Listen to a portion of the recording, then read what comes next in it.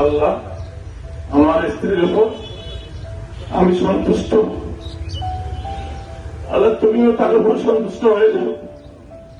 আমার দীর্ঘ 40 বছরের সহধর্মিণী মরহুমা মরিয়ম বেগমের জানাজায় উপস্থিত সম্মানিত মুসল্লিয়ানে কেরাম, দীর্ঘদিন ভোগ করে প্রায় 2 বছর তিনি সপ্তাহে 2টা করে ডায়ালাইসিস নিয়েছেন। আমি মনে করি একজন বান্দা যখন বিভিন্ন রোগে আক্রান্ত হয়ে কষ্টের শিকার হয়, হাদিস শরীফে আল্লাহ তাআলা তার গুনাহ মাফ করে দেন। তো আমি সবার কাছে দোয়া করি, দোয়া চাই, আপনারা সবাই ওনার জন্য দোয়া করবেন।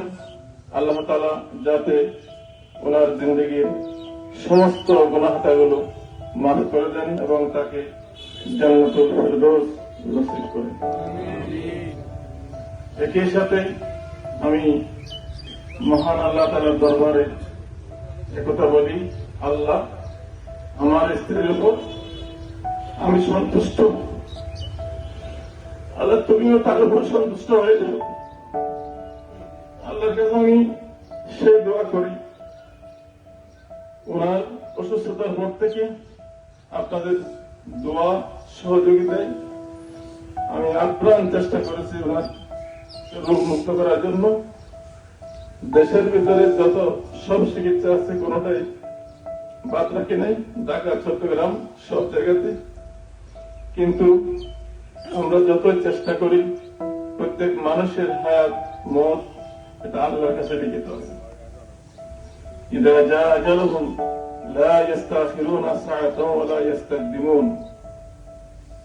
মানুষের মৃত্যুর সেই সময় যখন এসে যায়, যেটা আল্লাহ তাআলা লিখে রেখেছেন, তখন দুনিয়ার কোন কৌশল, কোন চিকিৎসা, কোন তদবির, কোন চেষ্টা সেখানে আর সফল হয় না।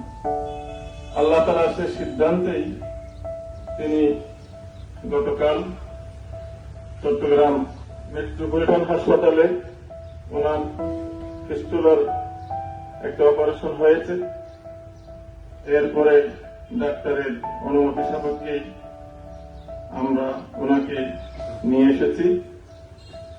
বাসায় পৌঁছার পরবর্তী আধা ঘন্টার মধ্যে ওনার শারীরিক অবস্থার অবনতি হলে আমরা তাকে আবার হসপিটালে নিয়ে যাই।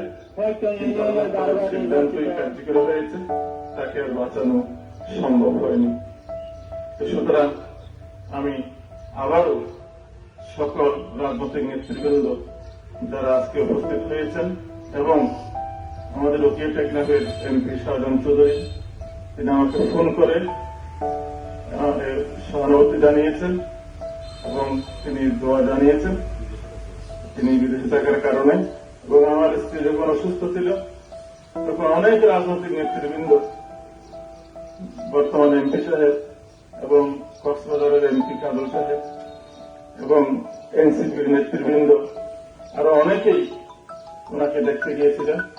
তো আমি সবার কাছে আমার পরিবারের পক্ষ থেকে, আমার নিজের পক্ষ থেকে আন্তরিক কৃতজ্ঞতা জানাচ্ছি। আবারও সকলের কাছে দোয়া চাই, আপনারা আমার দোয়া করবেন। আপনারা সবাই আমার সহধর্মিণীর জানাজায় উপস্থিত হয়েছেন এবং তার জন্য দোয়া করেছেন। এই জন্য আমি সবাইকে আন্তরিকভাবে আমি কৃতজ্ঞতা জানাচ্ছি। আমার স্ত্রী, আমি সাক্ষী দিচ্ছি, উনি একজন সৎ নেককার মহিলা ছিলেন এবং আমার জীবনের যে আন্দোলন সংগ্রাম, রাজনীতি, জনপ্রতিনিধি সকল ক্ষেত্রে ওনার প্রেরণা ছিল, ওনার সাহস ছিল। দীর্ঘদিন ধরে তিনি অসুস্থ ছিলেন। তিনি সিকেডি অর্থাৎ ক্রনিক